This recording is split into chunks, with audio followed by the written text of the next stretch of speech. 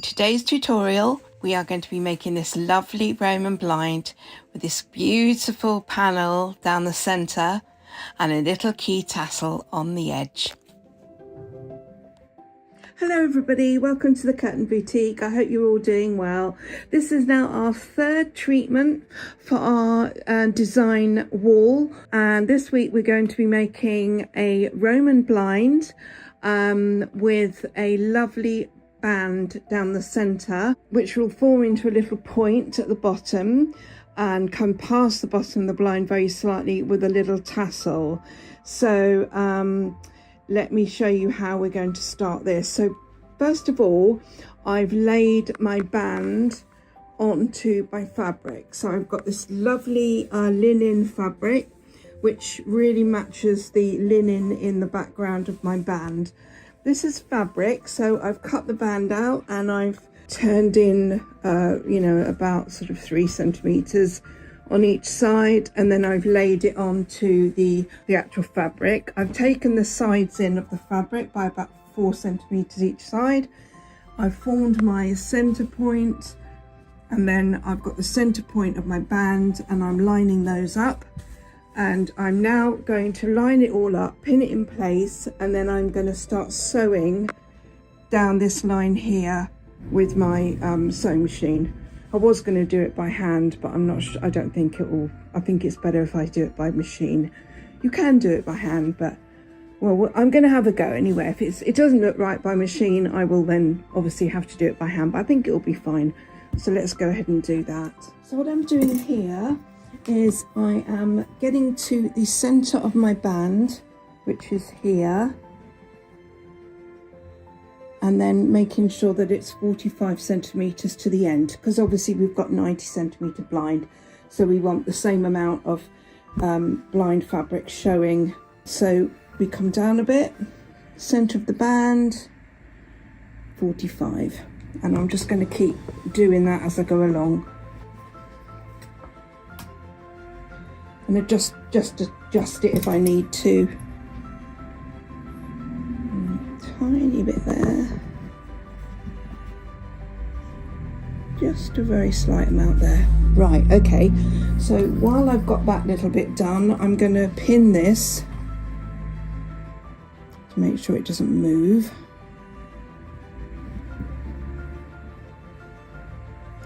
And this is the bit that I'm going to do by the machine along this line. I'm going to make sure it's all straight first before I start. And then I just check that bit there. And that's 45. Lovely. So that is all fine there.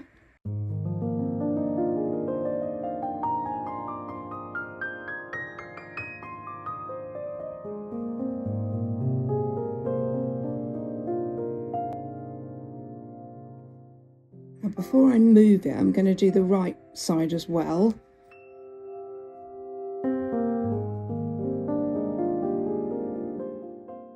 And then I know that's not going to move.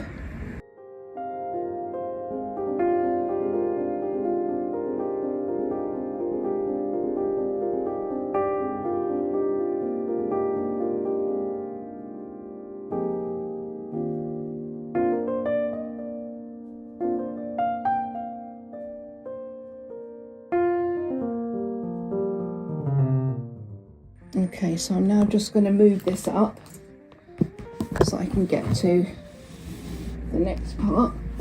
Now I only need to go down to 70 centimeters because that's the drop of the blind. It's only a very small one. Well, it's 90 wide by 70 drop. Check, we've got 45, which is spot on. Try not to move it actually because it doesn't like to be moved. Another one this side.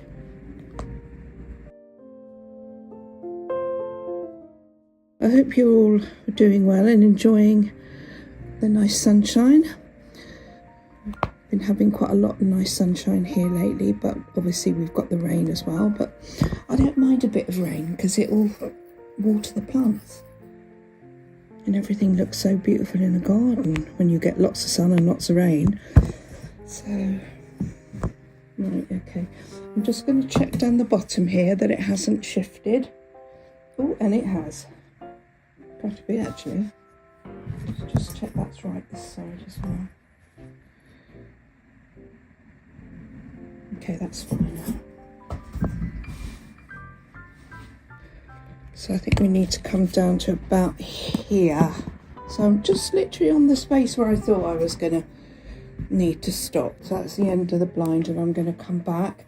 I'm taking it down to 80, so I've got 10 centimetres to the bottom. And then I'm going to mark with my invisible marker. Even though this is going to be cut away. Oh, well, I'm not cutting that bit away, am I? Right, so I'm going to be cutting the fabric here, but this piece here, I'm going to shape it into a V so that I can put a little tassel on the end of the V. So this is the bottom of the blind, and I'm going to come in here like this to form a V. So that's the middle. So I think I'm probably going to bring it to there and then go back up there so that we've only got this much with the little thing there. Obviously ignore that, it's going to be like that, and then we can put the tassel there, because this will go past the blind, you see. This is the bottom of the blind, and then this will just go past. So what I'm going to do is I'm probably going to line that, as in bring that up like that, and then I'll cut away some of this and then tuck it in so that this is lined, if you get what I mean. So if you pulled that flap over, you would see that the other side as well, so that it looks really nice and professional on the reverse. So that is what I'm going to do. So I'm going to get this cut, kind of like cut at the side, and then I'll turn it in and show you what it looks like. So I decided to cut it in place because it wasn't working keeping it in the same fabric on the other side. So what I'm going to do, so I've turned it over so that it's equal each side, and then eventually I will get some lining from the bottom of the blind and line this bit here so that it doesn't have that on the reverse. So it'll be lined, and then I shall slip stitch here and up and round there, so that all you see is lining from the back. I put some pins in this mark at the bottom because that's your bottom mark, and I'm going to flip this over so that you can see the pins are revealed. You can see them like that, and that is where I'm going to do my bottom crease line, so that I know that's the bottom of the blind. So I'm just going to make sure that my pins are all lined up here and all the way along.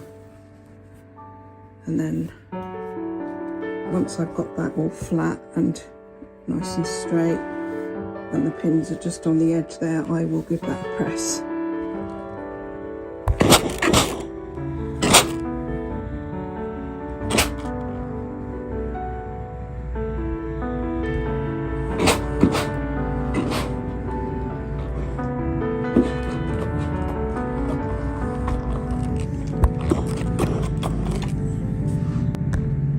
So I will then have my crease mark, and then I can take my pins out now. Take off my bottom bit because I haven't cut the bottom off yet. I've still got loads on there. So I will now take my ruler and mark 10 centimetres. Just do one here which is out of sight. And then this, I'll just keep going from the crease line, 10 centimetres. And this is the amount I'm going to cut off. So I'll join them together.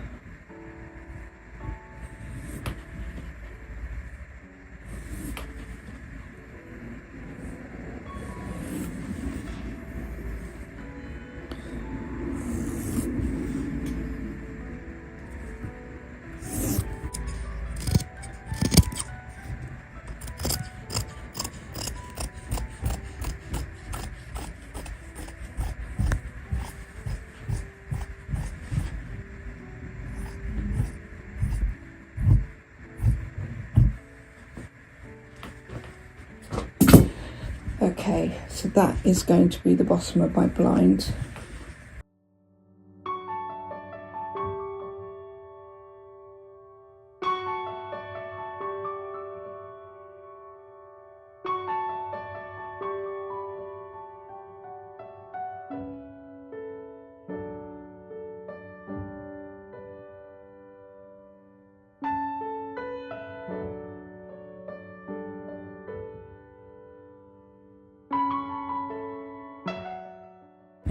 And I'm going to give that a press on this side.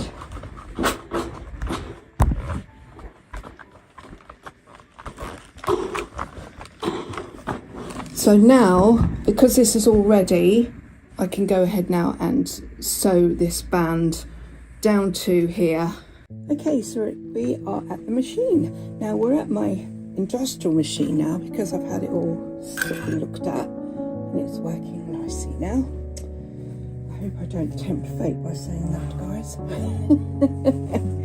Okay, so I'm going to start at the bottom, at the top, and put my presser foot down. And I'm just going to take it quite slowly and put it on a fairly large stitch. Start very slowly and just keep it right on the edge.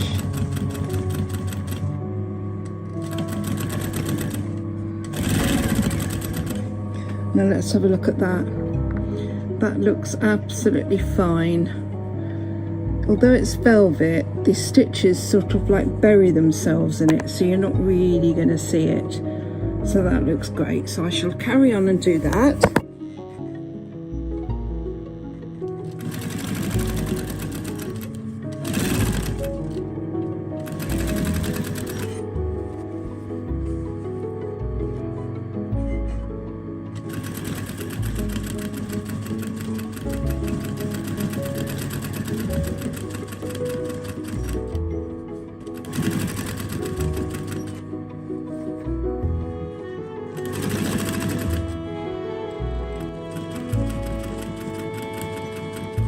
Are you impressed, guys? I'm holding the camera and sewing at the same time with one hand. Right, I've got to try and tuck that little piece in there because that is not a good look. I'm going to tuck that in. Now this is where I'm coming down. Now I've decided I am going to not leave that flapping. I'll show you here. Push that down. Lift the presser foot up, pivot your work, and then I'm going to just come up here, only to where that crease line is, and then I'll show you how I do this bit. So I'm literally going to go very slowly up to my crease line, and then I'm going to reverse back, and then reverse back. A few times. That is it. That's all I'm going to do. That bit I will do something with. I'll put something on the back. I may even put a bit of this on the back. We'll see how it looks. Okay, so I'm going to now lift the presser foot up, bring my work out, and then cut my threads, and now I'm going to do the other side. Now I'm going to do the other side from the top again because I don't want it to sort of like move, because this is velvet. It may have that kind of like mind of its own thing where it moves.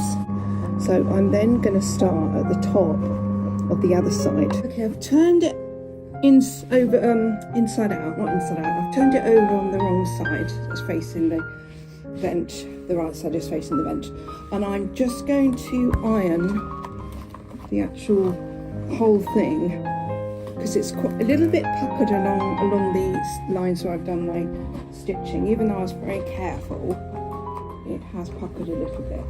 So I'm going to iron this nice and flat so that hopefully I shouldn't have any pucker marks on my main blind. Okay, so now I'm going to turn it over and have a look at our work. That is so much better. So this is it all sewn in place, and now we're ready to make the blind. So this is the fabric all ready now to be lined to make our blind. So obviously that's the bottom. We're going to put a little tassel there, which I will sew in before I line that end piece. I've got to find a tassel as well. So I'm going to go online and find a little tassel later. I may even have one in the shop somewhere, but so now I'm going to get on and do the next stage, which is making up the lining. Just before, I'm going to quickly do the finish drop by positioning the measure from the bottom of the blind to the top. So Turn the blind round the other side now, so I've got the top facing towards me, so I can show you how to do the attached palmet. So this is the drop. Obviously you've got your little triangle bit at the bottom. And then this is the top, and I'm going to make this into the attached palmet. So press the top to form a nice crease line.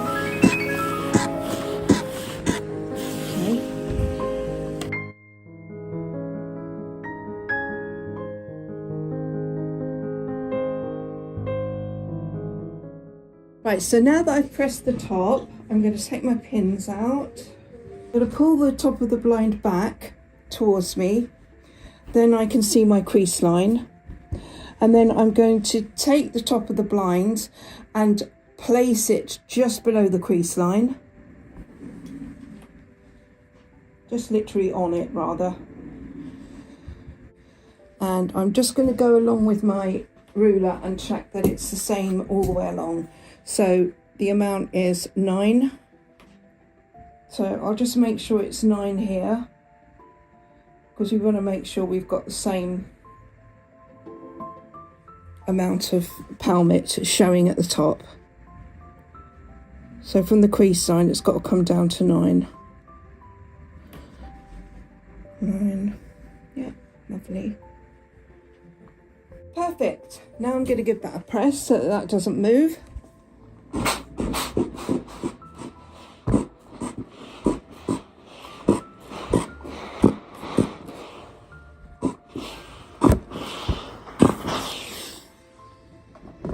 So what I'm going to do is I'm going to pin this in place, this little palmet piece, making sure the edges here are tucked in, so that, because that is what you're going to see when you're at the front. You're going to see that. So I'm going to tuck these in and then pin it. I'm going to pin it towards away from me, if you get what I mean. So it's like this. Let's get myself some pins.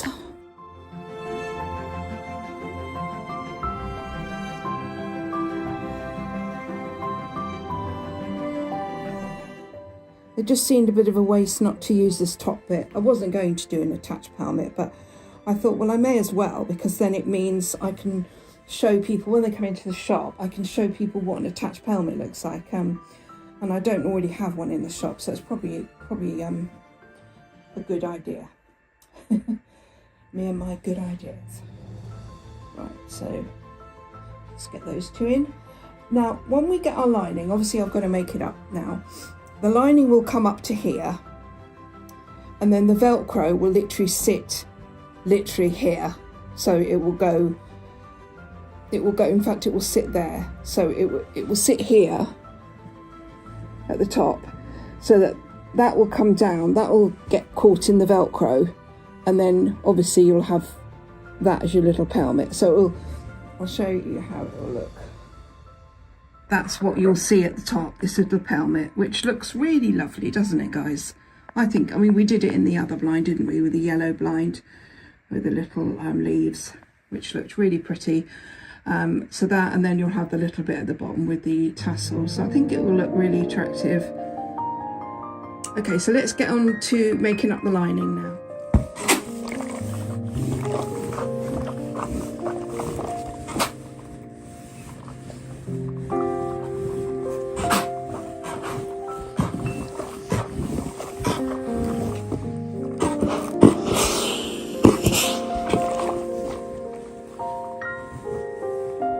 Okay, so I've cut a piece of lining off. I'm just doing a plain white cotton sateen lining.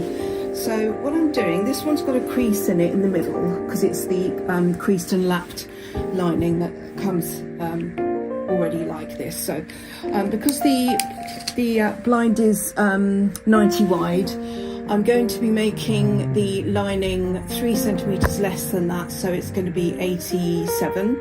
So I'm going to be doing, I need to do 43.5 from the crease line.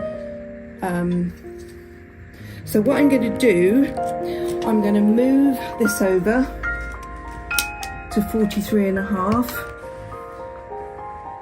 so that because that's a crease line, we've got 2 of these, so 43.5 is not 87. Yeah, 43.5. So I'm going to place that at 43.5 here, and then do all the way down 43.5.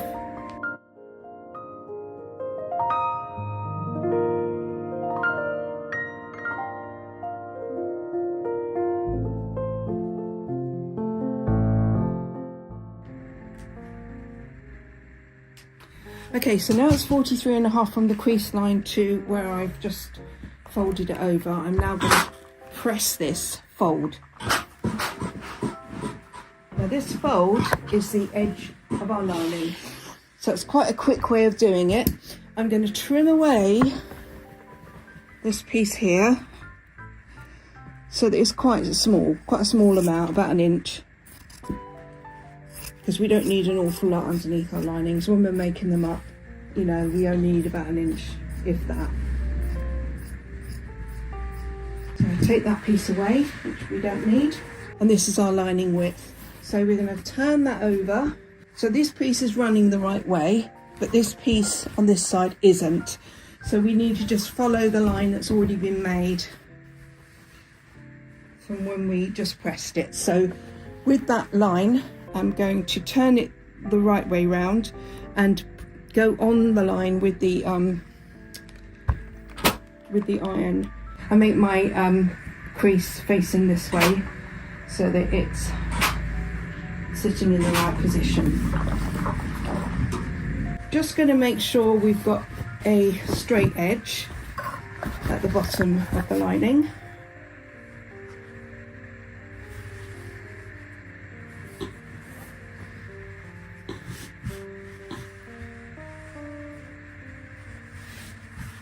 So I'm going to get a set square, and I'm going to position it on the edge here where they both meet each other, and just check that it's square, and more or less, yeah, I mean, let's just double check those 2 bits are together. Don't know, I might just give it a trim just to make sure 100% that it's perfectly square, because when you do Roman blind linings, it's so important to make them square when you start, because that's kind of like the lining is the whole makeup of the blind, really. It's what makes the blind sit well, and you know, so if it's not right from the start, it's not going to be right when it's up, and you're going to wonder why the pleats are not sitting right, and it's puckering or it's moving. I should have done this the other way, because I can't use my scissors going that way. I have to do it this way. It's much easier. Okay, now we can start doing our pleats. So this is the bottom of our blind. I would always put the lining right down to the bottom of the fabric, so you've got a bit of lining in the hem, because it makes it a lot more secure when you've got your bottom bar in. Because I've allowed 5 centimetres at the bottom of my blind, 5 centimetres doubled up, so that's 10 centimetres. I'm going to fold over 10 centimetres . It's a bit too much, Sandy.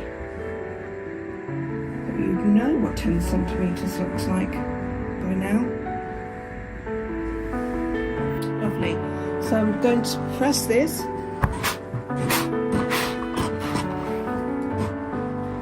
Now when you get your lining creased and lapped, you always have a crease down the middle, which can be quite handy when you're doing blinds, because quite often you want to put your ring in the middle. So it does make a lot of sense having this lining for Roman blinds. I'll leave that as it is, because that will go into the hem. So what I'm going to do though is just pin this in place to stop it flapping about. So I've turned up 15.8, which is my first pleat. It's actually a half pleat, 15.8. So I've marked it out with my invisible stitch, and then I'm now going to be putting in the actual pleat. So The invisible stitch is going to be my sew line, so I'm now going to connect these together.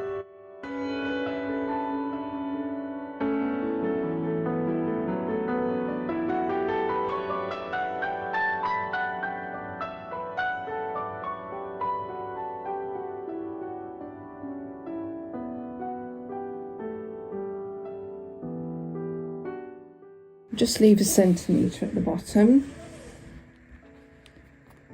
and make sure you put your pins directly on your sewing line.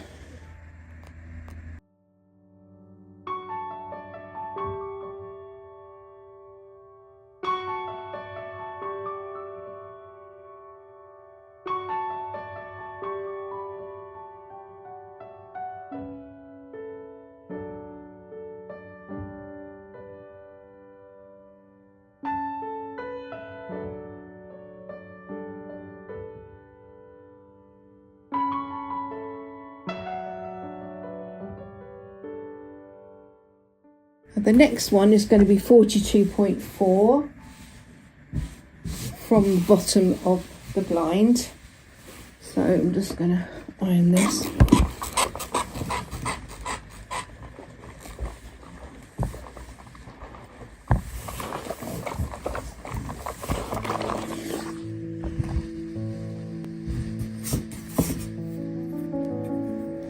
So 42.4. Here,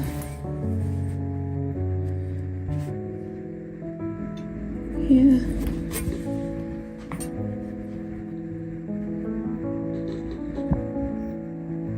now I wouldn't usually use pen on a client's blind or pencil or anything unless it's an invisible one, so but the invisible one keeps going invisible too quick, so I need to put a pencil mark in to show you. So that's that one.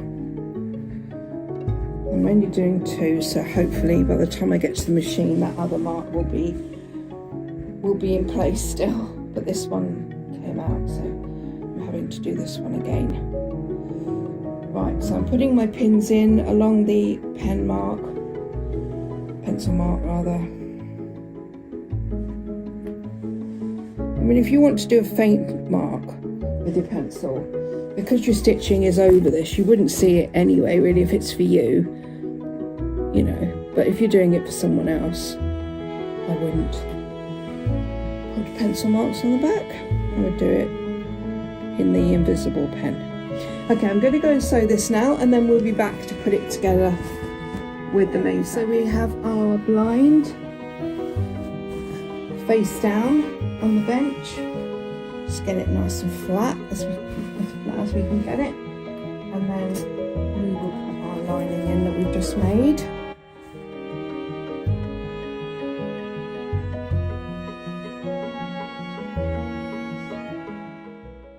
Take our pins out at the bottom.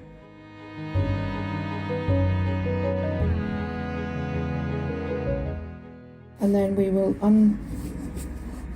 untangle our bottom piece that we've saved to go in the very bottom of the blind. Make sure that we are centered up, and that's easy because we can just center ourselves with our little flap at the bottom. So make sure we've got equal sides showing of lining, and make sure the crease at the bottom is lining up with the crease of the lining, which it will be when I've sorted this bit out. Okay, so basically if you bring your lining to the very bottom, you know you've got 10 allowance of the fabric and 10 allowance of the lining, so where the crease lining is, crease of the lining should be in the same position. So you take it to the, obviously to the bottom, crease them both up together so you've got your crease line at the bottom of the blind. And then if you just you're not keeping this in place at the minute, this is just to get it the right size. So because you know your first pleat is 15.8, make sure that from the sew line it is 15.8 and it's slightly not out, well, slightly out. That looks more like it, so let's Go along and make sure it's 15.8. Then you know that you can't go wrong then, it's like in place there. And that bit's a little bit more. So now you can go ahead and iron the bottom.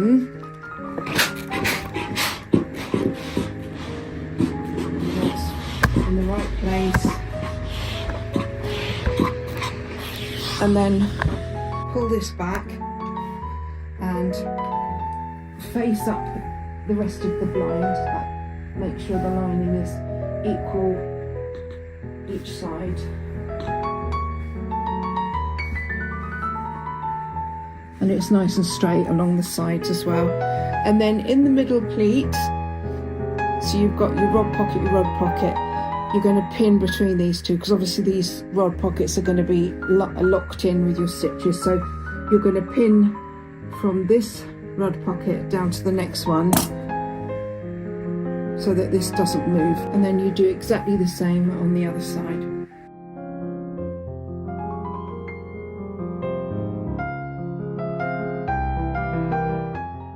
So first of all, you're going to lock this first rod pocket in. So fold it up and make sure it's nice and straight. And you're going to lock in here. So make sure you lock 10 centimeters in from the edge, then the center, and you've got that point there because you've got your crease, and that's your center of your lining. And then do 10 centimeters from the other end. So I'm just going to mark those out. Put a tiny little mark on the lining, and then this side 10 centimeters in, and a tiny little mark just so I can see where I'm going to be doing my locking in stitches. So my needle is already threaded. I'm going to do my first stitch. So I'm going to go in here where my little mark is, pick up my lining, make sure I've got a knot at the end of my cotton so it doesn't come through. Please excuse my nails, they are disgusting. I was doing gardening yesterday, and even though I had a shower this morning, they're still filthy. So I've got to do something with those. It's shocking, isn't it? I need to go and get them done, but I just haven't had a chance. Well, I do like to have my nails done. It's a nice girly thing to do, isn't it? Right, so I've gone in the fabric, twice in there. Now I'm going to just do another more times in the lining. Then I'm going to come through the cotton.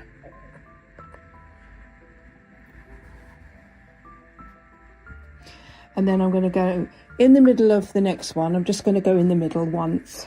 Right, so the next one I'm going to go in the middle of the end one and the middle one, just so that we've got a bit of it, because it's quite a heavy fabric, this one. So I'm just going to give it a bit of support and go in the middle, but only going once, and then I go into the crease in the middle. So that's your middle one. And these are all the places where you're going to sew your rings, which correspond with your barrels, the winding barrels that go inside the cartridge track. They're sort of called cartridge barrels, really, which is why it's called a cartridge track. Right, so I'm now going to just do the one in the middle of the other side. And just get that nice and secure. And then I'm going to do the very end one, which I've already marked out here, and just go in the bottom bit.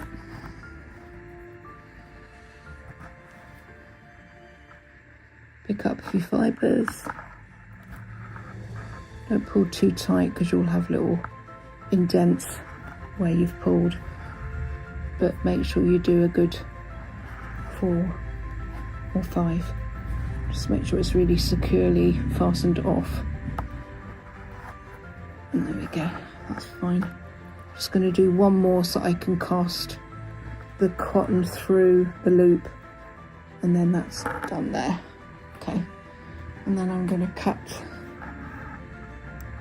with my beautiful little scissors, which are on my Amazon list of things to get, and this comes in a set with our other 2 little scissors, 1 snipper, another little pair of scissors, and a lovely cutting pair of scissors like that. So these come in a set, and there's 2 other things, which is really good.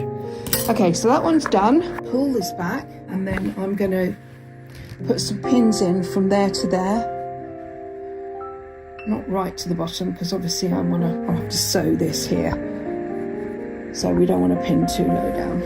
So we do it on the other side as well.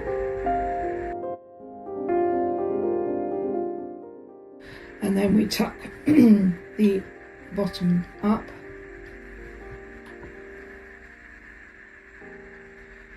Which is what we did earlier when we were getting it all nice and secure. Now, before we pin this in place, give it a final measurement for the bottom pleat, so that we're perfectly,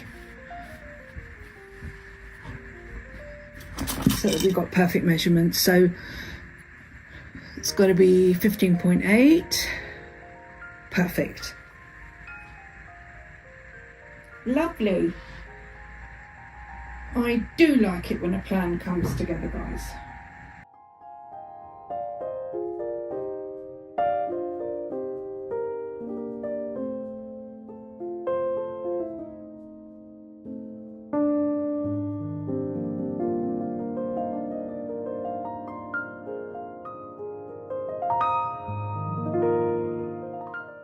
So when you get to the end here, make sure this is tucked right in before you pin, because you want to hide that when you do your sewing, so that you only see your nice neat edge here.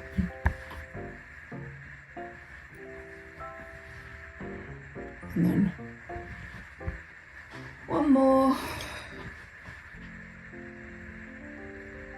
Okay. So I'm now going to turn this around, because obviously the bottom bit's done now, and I am going to concentrate on my second rod pocket.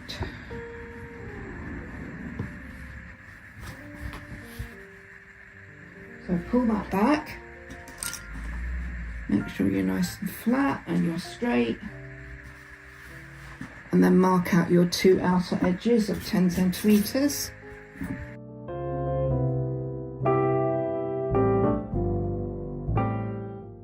You know you've got your center point there, as we did before. So let's get some cotton on our needle.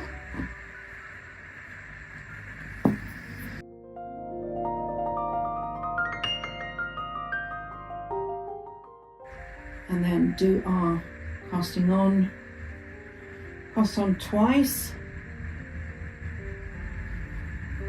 pick up a few fibres, do 3 or 4 stitches back into the lining,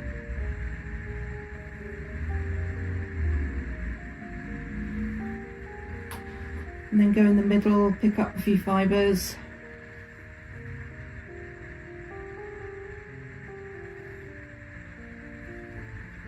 and then just do it a couple of times there, and then do your center one, a few fibres,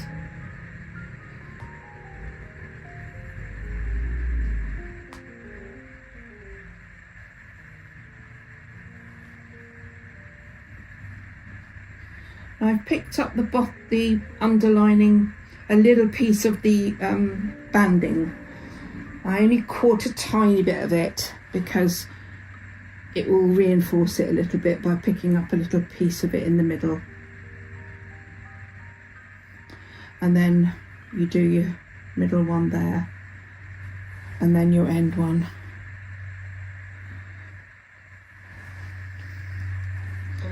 Pick up some fibres, and then 3 or 4 back in here. And when you cast off, make sure you do your loop, because that helps as well. Might reinforce it all and stops it from coming undone. I've got a knot in my cotton, look, right at the end. That always happens to me. Look. Oh dear. Okay, let's see if we can just come out of there without having to worry. Right, yeah, we've done that. Let's get rid of that. We don't need that now. I'll change the cotton next time because it's all knotted up. Right, so let's bring this up to the top. So you brought your fabric just a little bit past there. You're going to position your Velcro literally right on the edge of that crease. We're going to sew it with this in place for now, and once we've got the first row of Velcro on here, we can then trim that back underneath, but we won't do that until we've done our first stitch. So we'll go along with the Velcro, put this in, and then I'll come back to the bench and show you the next step. Right, so I've just sewn the Velcro, the first part of the Velcro, on the top, and now I'm going to be trimming this lining. So I'm going to trim the lining so that it falls underneath the Velcro, and then I will do the second stitch line on the bottom of the Velcro. So I will just cut away the lining now. Right, so I've sewn the Velcro along the top, and I will probably need to press this under. So it's sewn all the way along, bottom and top, and then this is what it's like at the top. So you've got the lovely little palmet thing, and I'll put a pin there because I've got to sew. I'm going to sew down that side there and then down this side here. Obviously there's the bottom with the little thing where I'm going to put the tassel, and I'll show you what it looks like when it's folded up. This is what it's going to look like when it's all folded up. You'll have the tassel there, and then it will look like that. And I think that looks rather lovely. Bit different, isn't it? So I hope you've enjoyed this tutorial. I will of course be putting everything up on one day, and then I'll film part of it and then show you the whole wall when it's all done. But obviously this is now the third one. We're doing 6. So I've got another 2 to do, and I can give you a little sneak peek of the fabric that I'm using. Next week is going to be this lovely velvety fabric, which is really pretty. It's much nicer in real life. You know, the colours are more vibrant. It doesn't show the colours that well, but it is so beautiful. And then I'll show you the one the week after. Now this is also velvet. This is going to be a pelmet, and it's going to have some of this lovely colour. I'm either going to pick out this colour as a contrast or possibly the lighter green. Okay, so moment of truth. Here is the blind, and I'm now going to pull it up.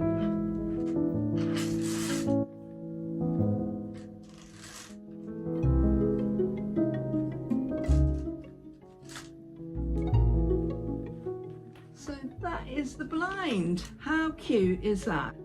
With the little tassel swinging about. Anyway, I hope you've enjoyed this tutorial. Anyway, see you soon. See you in the next tutorial. Bye for now.